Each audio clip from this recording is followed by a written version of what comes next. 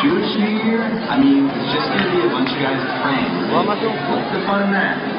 Think about this time of the year. A time for introspection, appreciation, and you know what? Let me explain it to you a little bit differently. Guys, let's go!